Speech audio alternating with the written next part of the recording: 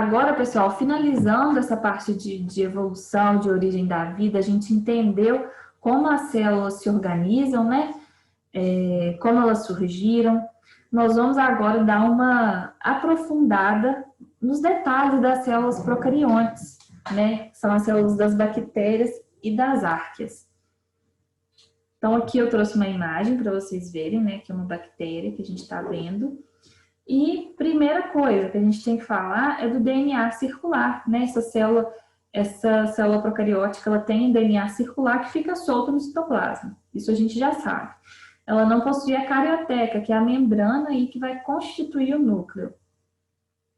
As células procariontes, gente, elas possuem parede celular também, tá? Essa parede vai ser super importante para proteger essa célula, né? Lembrando que ela é uma célula única, os procariontes, eles são unicelulares. Então, eles precisam de uma proteção aí para aguentar o tranco que é a vida, né? Então, essa parede celular, ela é constituída de peptidoglicano, que é uma substância composta de carboidratos e alguns aminoácidos. Nós temos também uma coisa importante chamada plasmídio. O que é o plasmídio? Plasmídio nada mais é do que fragmentos de DNA ou RNA que estão associados à resistência bacteriana e à mutação. Tá? As bactérias também têm a capacidade de se mutar com facilidade. Essa resistência bacteriana faz a gente pensar em quê?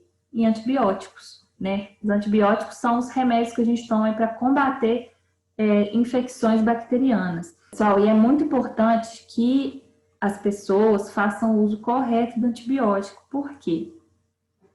Porque o uso indevido, né, o uso incorreto desses remédios está gerando superbactérias. Né? Essas superbactérias, imagina um super-herói que tem poderes. Né? Essas superbactérias, elas estão ficando resistentes aos antibióticos que tratavam doenças comuns, né? Doenças que já não eram um problema tão grande. O que acontece quando a gente está fazendo um tratamento com antibiótico? Primeiro, você precisa ter indicação do médico, né? O médico precisa falar, ó, você precisa tomar esse antibiótico. Não tomem antibiótico sem necessidade. E quando for tomar, tem que tomar até o fim certinho. Mesmo que você esteja tomando e o seu sintoma melhore, imagina você está com uma dor de garganta, você tomou o primeiro, já deu uma diminuída nos sintomas, não para, continua até o fim. Por quê? Porque essa bactéria ela vai entrar em contato com esse antibiótico. E se ela não morrer, ela vai se fortalecer. É aquele ditado. O que não me mata, me fortalece. Quando uma bactéria ela entra em contato, né, com essa substância e não morre, ela tem a capacidade de se transformar. Como se fosse, pô, essa substância aqui me faz mal, então eu vou tentar modificar e melhorar, me melhorar para que essa substância não me atinja. Né? Mais ou menos isso que acontece, né? Quando a bactéria ela faz uma mutação, ela faz uma mutação para se adaptar a esse meio que ela está de uma forma melhor, para que ela tenha mais sucesso, né? Porque o objetivo dela é sobreviver, passar o DNA dela para frente, né? Se reproduzir e perpetuar a sua existência. Quando ela é exposta a um antibiótico e ela não morre, ela vai ter essa oportunidade de se melhorar. Então, é por isso que é tão importante que a gente tome corretamente os antibióticos para não gerar essas superbactérias, que são bactérias resistentes aí aos remédios que a gente tem hoje. Beleza? Então, fiquem ligados aí nessa dica importante. Outra estrutura que a gente tem presente nas células procarióticas são os mesossomos, tá? Esse mesossomo é uma invaginação da membrana e é um espaço onde acontece a respiração celular. Algumas estruturas também podem ser presentes, tá? De locomoção, como os flagelos, aqui, ó, igual tem nessa, e as fímbrias ou cílios, que são cílios mesmo. Só que essas estruturas de locomoção, elas são expansões da própria membrana, tá? Da nossa célula aqui procariótica, porque essas células não têm centríolos, como as células eucarióticas têm, que são responsáveis aí pela formação das estruturas de locomoção. E a célula procarionte, né? ela pode ser tanto heterotrófica quanto autotrófica, né? Vai depender aí de qual a gente está falando especificamente. Outra classificação importante para a gente entender no mundo aí das bactérias são as bactérias gram-positivas e as bactérias gram-negativas, tá? Já vi questão no PISM onde caiu sobre essas diferenças, então por isso que eu estou falando para vocês, tá? O que é gram? De onde vem esse nome gram? Gram, gente, é o sobrenome deste homem aqui, ó, que está olhando com essa carinha pra gente. Este cara chama Hans Christian Gram e ele inventou um tipo de coloração, uma técnica de coloração que permite a visualização no microscópio, tá, gente?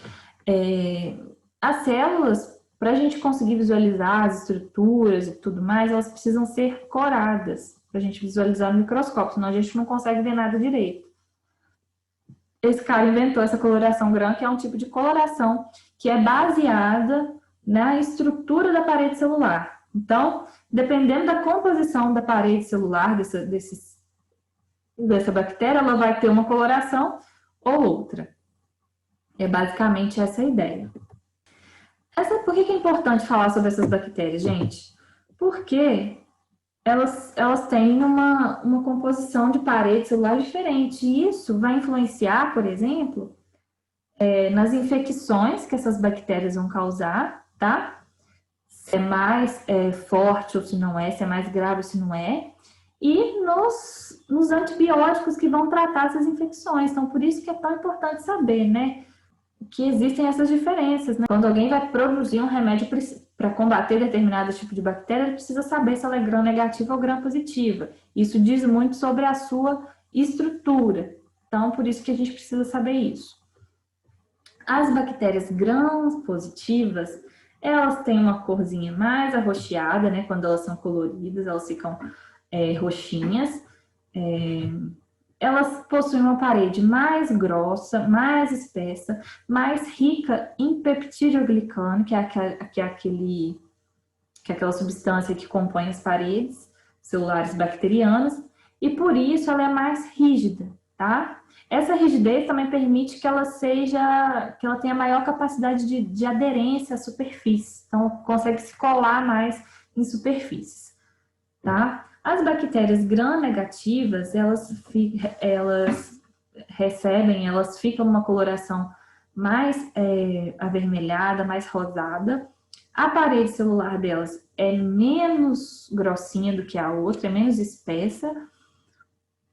Ela é uma estrutura mais elaborada em comparação à gram-positiva, tem mais estruturas, né, formando a parede. E essas são as bactérias que causam maiores danos quando elas entram em contato com outro ser vivo, por exemplo, se entrar em contato comigo, elas são mais patogênicas, tá? Um exemplo de bactéria gram-negativa é a salmonela, né? Quando a gente ingere algum alimento contaminado com salmonela, isso vai fazer um mal danado pra gente, vai fazer a gente ficar com diarreia, vômito e tudo mais, tá? Mas pode haver bactérias gram-positivas também patogênicas, mas geralmente elas são menos danosas do que as grãs negativas.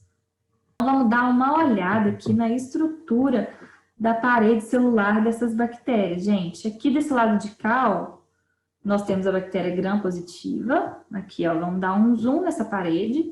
E como eu disse, ó, nós temos a membrana celular, que é a mesma composição da membrana que a gente estudou lá no início da célula eucarionte, a mesma coisa.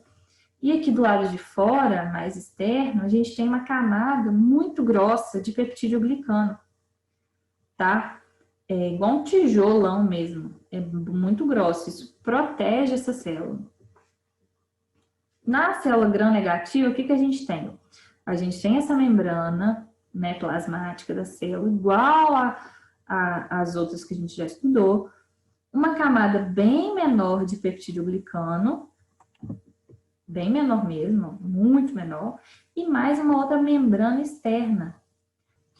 Essa camada, gente, tem substâncias, tem estruturas que vão ser responsáveis aí pela patogenia da célula, né? Pelo quanto ela é virulenta, pelo quanto ela é danosa, né?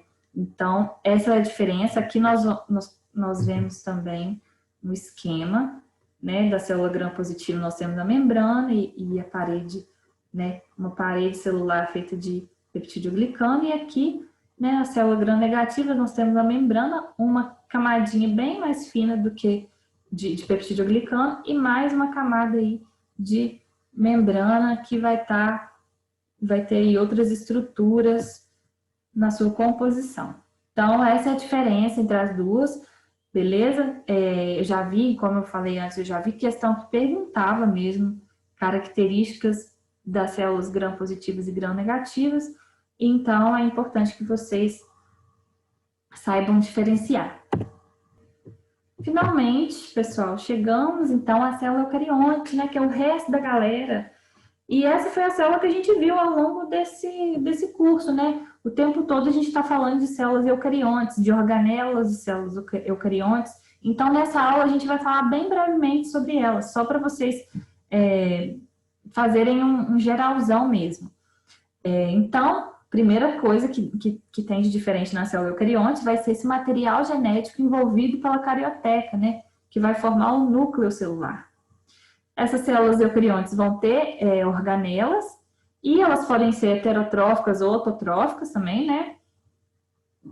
Como as células vegetais, que têm a capacidade de produzir seu próprio alimento. E existe uma grande diversidade de células eucariontes, né? Porque elas vão formar os seres pluricelulares. Aqui eu peguei os 3 tipos principais de células, tá? Que são as células animais, que são as nossas, no caso. As células vegetais, que vão compor as algas, as plantas, né? Elas têm algumas diferenças aqui, ó, a gente vai observar daqui a pouco. E as células dos fungos, tá, pessoal? Os fungos, eles podem ser tanto unicelulares quanto pluricelulares, né? Uma diferença básica entre as 3, que a gente pode falar, que a gente pode comentar aqui agora, é a presença de parede. Nas células animais, a gente não tem parede celular. Nas células vegetais, a gente tem parede celular, e essa parede celular, ela é constituída de celulose, que é um tipo de carboidrato. Nas células de fungos, a gente também tem parede celular, só que a diferença é qual? É que a parede celular dos fungos, ela é constituída de quitina, que é um outro tipo de carboidrato. Então, vai ser essas principais diferenças, tá? Aqui eu fiz um resuminho para vocês, né, que eu já comentei no slide anterior, mas tira um print, depois copia, então, né, não sei como é que vocês estão organizando os estudos de vocês, mas é bom, né, ter esse resumo para ficar mais fácil para estudar, para entender as diferenças. Agora a gente vai focar um pouco na diferença entre a célula animal e a célula vegetal. Deem uma olhada e vê se vocês conseguem identificar as diferenças dessas células. Dá um pause no vídeo aí, começa a estudar, observar o que está acontecendo, o que tem de diferente entre essas duas células, tá? Que eu já vou comentar. Vamos lá. Então, aqui, ó, eu tenho a célula animal e aqui eu tenho a célula vegetal, tá? Então, vamos às diferenças. Jogo dos 7 erros. Nessa célula animal, aqui a gente tem os centríolos, que é uma organela relacionada à produção de tubos, que vai ser usado na mitose, a produção de estruturas de locomoção, como cílios e flagelos. A célula vegetal ela não possui essa estrutura, beleza? Só a célula animal. Outra diferença, parede celular, que a gente comentou no slide anterior. Então, a célula vegetal ela tem parede celular e a célula animal não tem. Outra diferença importante, uma organela grandona aqui, ó, que ocupa um espação dentro da célula. Essa organela é chamada de vacúolo. Ela tem uma função que não é totalmente conhecida, tá? Ela está relacionada a vários processos. Por exemplo, o controle osmótico, né? Que a gente estudou osmose, lembra lá no início?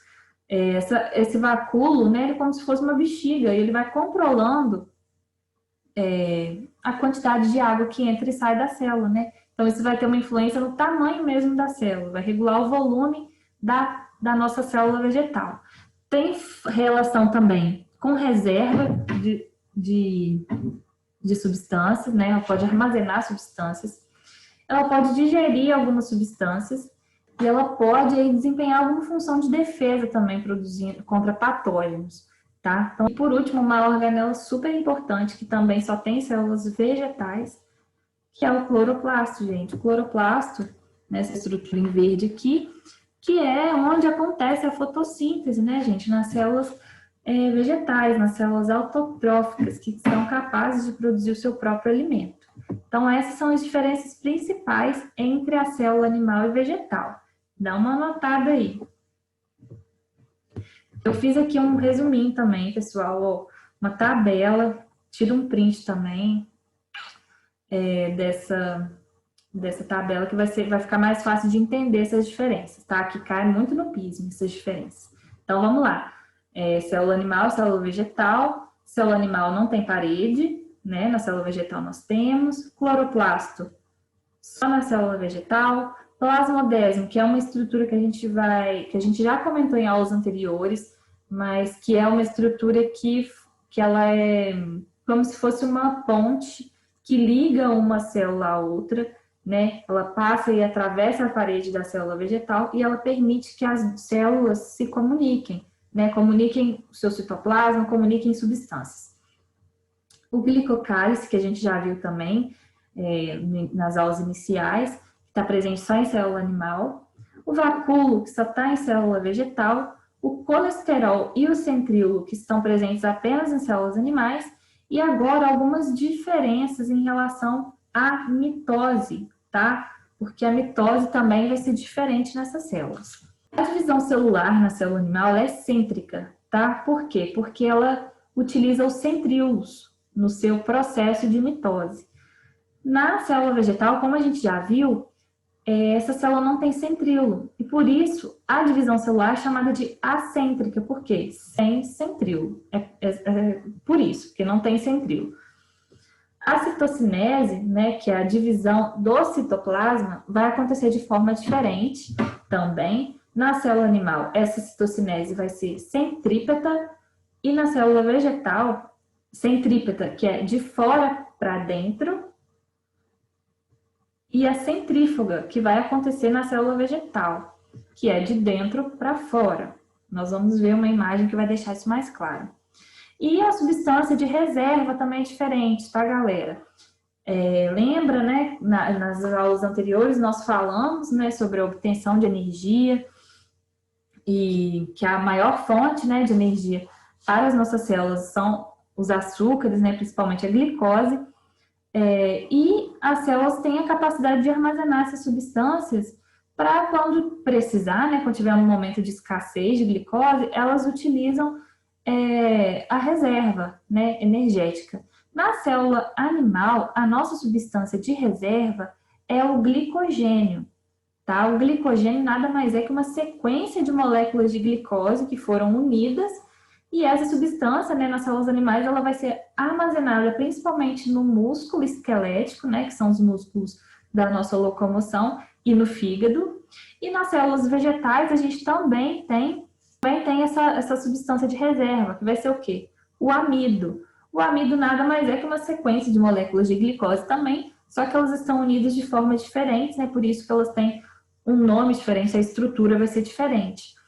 O amido, né? Então, ele quando a planta ou a célula vegetal está precisando, esse amido é quebrado e libera mais glicose aí para ser utilizada na produção de energia da célula, tá? O amido, né? É o amido que a gente come. A batata, por exemplo, gente, é um poço de amido, né? A batata nada mais é que um órgão de reserva da planta, né? Então, aí um exemplo para vocês entenderem melhor. Mas as duas são constituídas de glicose, beleza? É importante saber diferenciar também essas duas substâncias, glicogênio e amido. Glicogênio só em célula animal, amido só em célula vegetal, fechou? Então, tira um print aí dessa tabela que vai ficar fácil para vocês estudarem.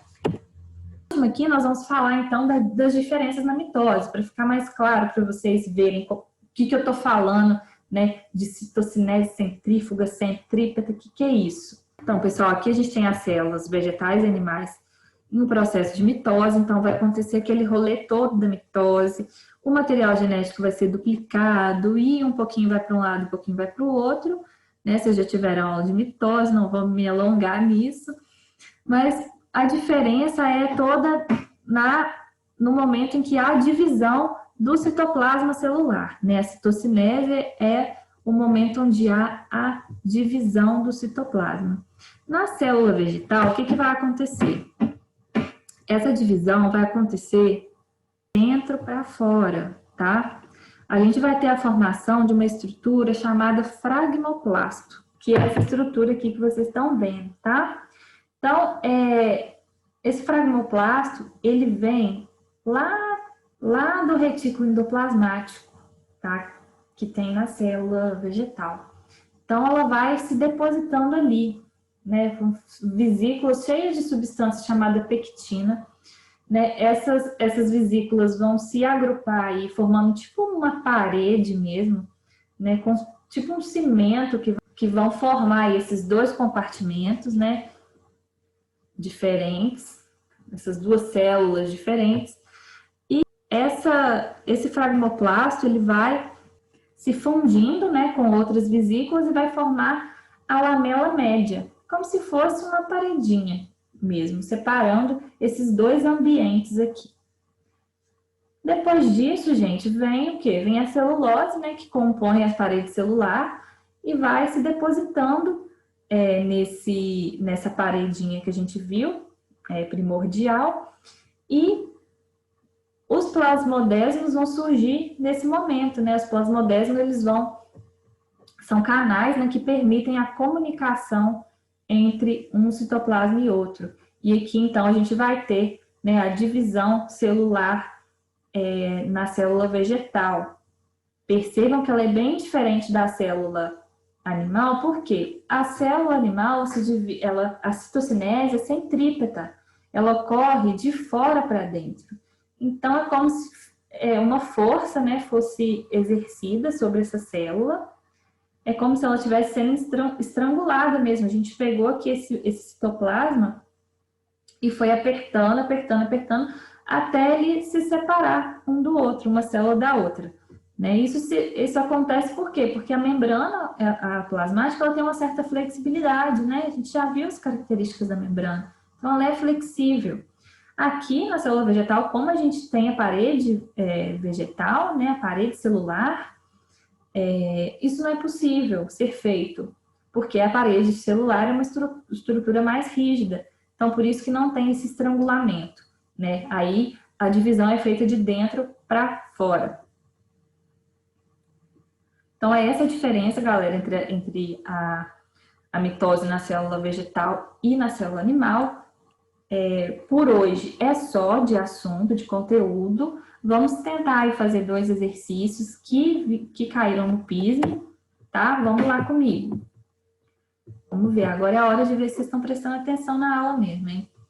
Então, nós temos aqui a primeira questão. Escolha a alternativa que ordena corretamente os grupos de organismos de acordo com o tempo de surgimento no planeta, da origem mais antiga para a origem mais recente. Então, eles querem que a gente marque a alternativa certa, que organiza aí os seres vivos a partir do mais antigo até o mais recente. Então, vamos para a letra A. Planta terrestre. E aí? Já podemos eliminar, né? A planta terrestre, comparada com organismos eucariontes, os organismos eucariontes surgiram muito antes que as plantas, né? Então, letra A está errada. Letra B, dinossauro. Dinossauro é mais recente do que plantas, do que organismos procariontes? Sério? Erradíssima. Letra C, primeiros organismos eucariontes.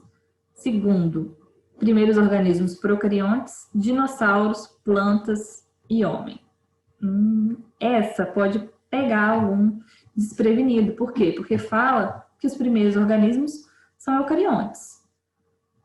E pode haver confusão, porque na verdade quem surgiu primeiro que a gente viu foram seres procariontes, né? Então essa letra C está errada. Letra D, primeiros organismos procariontes. Primeiros organismos eucariontes, plantas terrestres, dinossauros e homem. Essa tá bem agradável. Ela tá certa até agora, né? Então vamos ver a última. Letra E. Primeiro, organismos procariontes, ok. Segundo, primeiros organismos eucariontes, ok. Dinossauros, plantas terrestres e homem. Essa também pode gerar confusão, né? A pessoa tem que ter bastante atenção na hora de fazer essas questões, por quê? Porque numa dessa pode errar. O dinossauro veio primeiro que as plantas? Será? Acho que não, hein? Os dinossauros eles só vão surgir mais à frente, né? Primeiro nós temos aí o surgimento das plantas. As plantas são mais antigas que os dinossauros. Então, a resposta correta é a letra D de Deus. Fiquem bastante atentos, gente. Essas questões precisam de muita leitura mesmo, muita atenção, porque numa bobeira dessa a gente pode errar uma questão que vocês sabiam, né? Então, às vezes, por uma falta de atenção aqui, a gente erra. Então, vamos para o próximo. Também caiu no PISME. A despeito da similaridade entre as células animais e vegetais, elas têm algumas diferenças que caracterizam esses dois tipos celulares. Como exemplo de diferença, as células vegetais. Então, a gente quer saber a diferença, né, das células vegetais. Quais são essas diferenças? As células vegetais não possuem microtúbulos e têm numerosos e grandes aparelhos de Golgi. Letra B. Possuem apenas cloroplastos, não possuem mitocôndrias e têm menor número de cromossomos. Letra C. São autotróficas e acumulam energia na forma de amido. Letra D. São imóveis e não formam glicocálice. Letra E. Não sofrem meiose e possuem parede celular. Então, vou dar um tempinho para vocês tentarem fazer, né? E vamos corrigir agora. Dá um pause aí, tenta resolver, depois a gente volta e corrige. Letra A, não possuem microtúbulos. Tá certo, porque elas não têm centríolos. E têm numerosos e grandes aparelhos de Golgi. Não. Letra B, possuem apenas cloroplastos. Não possuem mitocôndrias e têm menor número de cromossomos. As células vegetais possuem mitocôndrias sim, tá? Todas as células eucarióticas possuem mitocôndria, então tá errado. São autotróficas e acumulam energia na forma de amido. Essa tá certinha, né? Não tem nenhum erro, nunca errou essa daqui. Mas vamos ver as outras, né? Letra D. São imóveis e não formam glicocálice. E letra E. Não sofrem meiose e possuem parede celular. Gente, sofre meiose sim, tá? Porque as plantas fazem reprodução sexuada também. Então, elas precisam de gametas, né? Precisam de gametas e os gametas são formados a partir da meiose. Então, tá erradíssima. Essa é. Beleza? Então, letra C de Cristo. Então, essa que é a nossa resposta certa. Eu espero que vocês tenham acertado aí. Qualquer dúvida, pessoal, anotem que a gente conversa, né, nas aulas ao vivo. E, bom, é isso. Esse é um tema que não é muito frequente no PISME, né, pelo que eu já analisei. Mas é bom a gente estudar pelo menos um pouquinho de cada tema para não passar aperto na hora da prova. Beleza? Então, é isso. Qualquer coisa, estamos aí. Bons estudos para vocês e até a próxima.